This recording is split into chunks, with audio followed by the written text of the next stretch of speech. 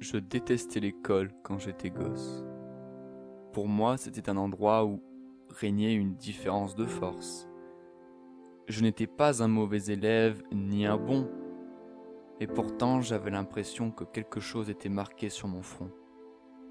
Bouffon, victime, raté. Ces mots, je les ai souvent entendus. C'est dans ces moments-là que tu te rends compte que t'es foutu. J'aurais jamais cru que des enfants soient aussi durs entre eux. Insultes, humiliations en public, raquettes. C'était toujours trop peu.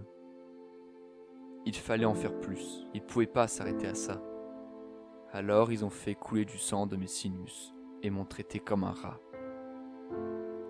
S'ils avaient pu, ils m'auraient jeté de la classe à coups de balai. Je me suis pas seulement senti mal, j'avais aussi l'impression d'être rejeté. Tout le monde m'humiliait et personne ne m'aimait.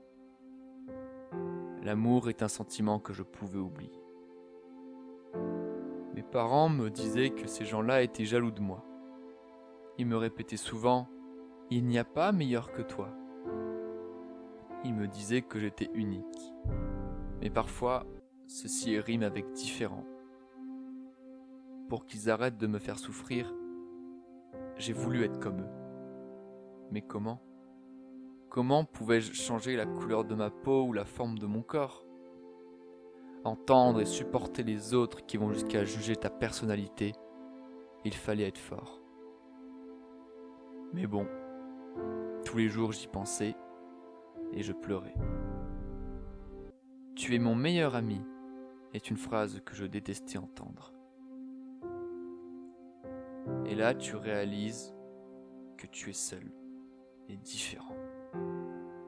Et tu ne rêves que d'une seule chose, que quelqu'un soit présent.